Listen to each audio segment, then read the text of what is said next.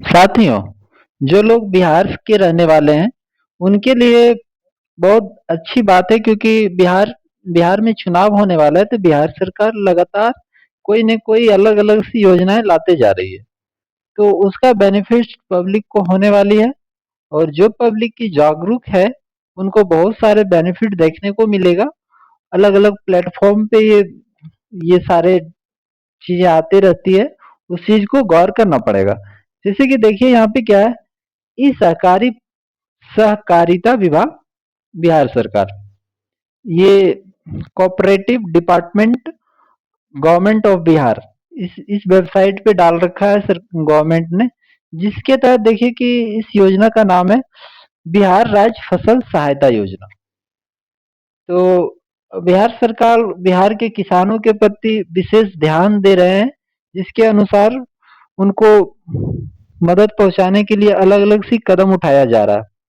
देखिए, जिसमें कि कुछ जानकारियां हैं जिसको बिल्कुल देखना चाहिए और समझनी चाहिए क्योंकि जानकारी होने के बाद ही आप कुछ कर सकते हैं। देखिए, आवेदन करने से पहले आवश्यक जानकारी पढ़ लें। देखिए, आवेदन करने से पहले कुछ जानकारियां उसको देख लीजिए।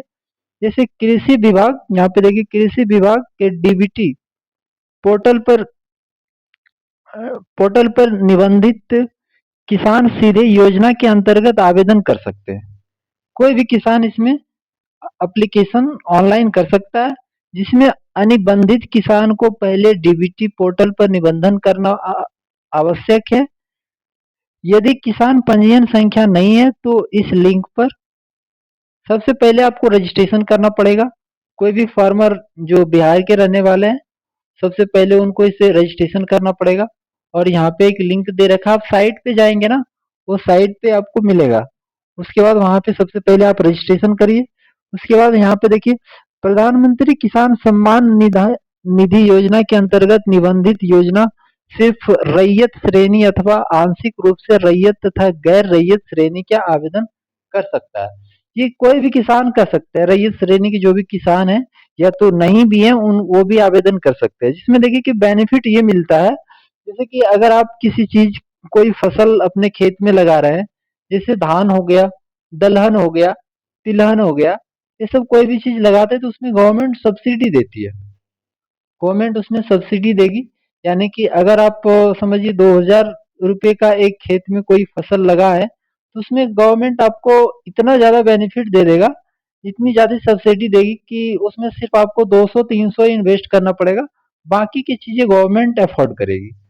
तो ये चीजें हैं। देखिए यहाँ पे दूसरा चीजें तीसरी पॉइंट में देखिए क्या दे रखा है, कह रहा आवेदन हेतु सभी श्रेणी के किसानों को बुआई की गई फसल, बुआई क्षेत्र से संबंधित भूमि की विवरण यथा खाता संख्या, खसरा संख्या, थाना संख्या, कंप्यूटराइज जमाबंदी अथवा बुआई के कुल रकबा की जानकारी देना होगा। सबसे पहले आपको अपने जमीन का जानकारी देना पड़ेगा। जमीन का खाता नंबर होता है, जो लोग किसान होंगे, जो लोग इससे रिलेटेड होंगे उनको पता होगा।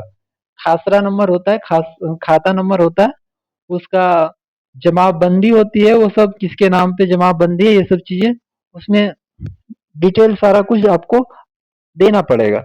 उसके बाद देखिए 4 नंबर में एक और पॉइंट दे रखा है, सभी श्रेणी के किसानों को आवेदन के समय विविध प्रपत्र भरे हुए, मतलब जितना भी चीजें हैं वो सब आप डॉक्यूमेंट में भर करके और एक एफिडेविट बनाना पड़ेगा। स्व घोषणा पत्र अपलोड करना अनिवार्य है, यानी कि एफिडेविट देना पड़ेगा, स्वयं पत्र जिसको कहते हैं। और परंतु गैर रैयत एवं आंशिक रूप से रैयत या गैर रैयत श्रेणी के किसानों को मुखिया, सरपंच, वार्ड सदस्यों एवं कृषि समन्वयक द्वारा संयुक्त रूप से परिहस्ता, मतलब जो लोग गैर रैयत है उन लोगों को सिर्फ जो पंचायत का मुखिया है, सरपंच है, उन लोगों से साइन वगैरह, मुहर वगैरह लेकर के भी आप रजिस्ट्रेशन कर सकते हैं।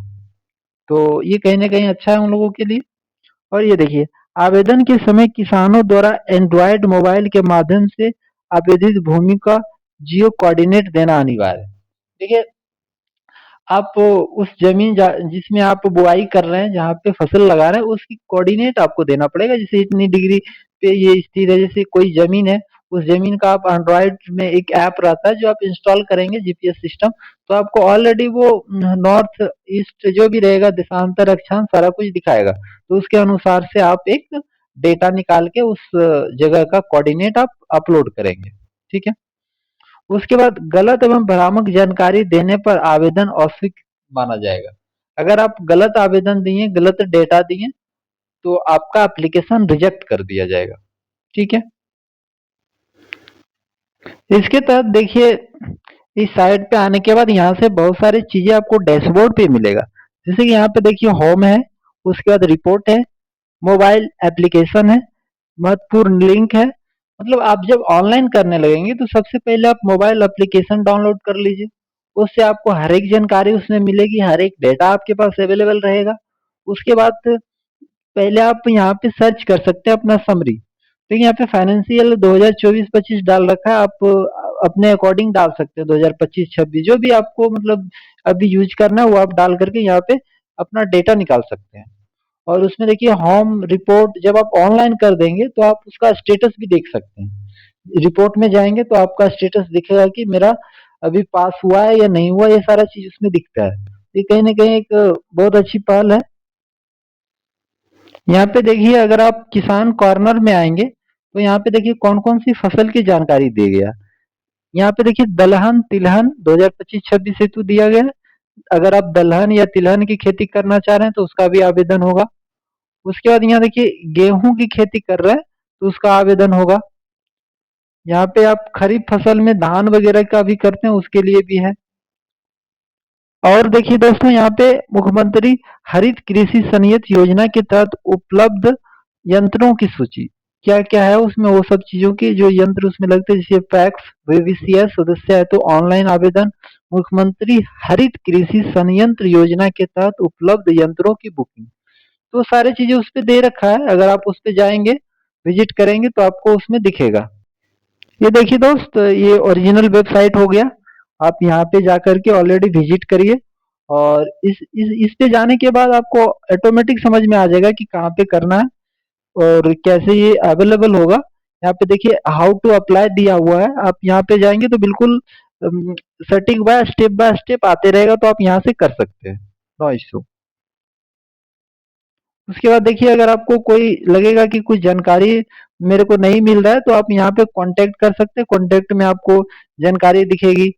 उसके बाद देखिए यहाँ पे इम्पोर्टेंट नोटिस, जो नोटिस रहेगा कंडीशन रहेगा वो यहाँ पे रखेगा। आप अप्लाई कर देंगे उसके बाद उसका स्टेटस देखना होगा तो यहाँ पे देखिए एप्लीकेशन स्टेटस के थ्रू आप देख सकते हैं। ठीक है।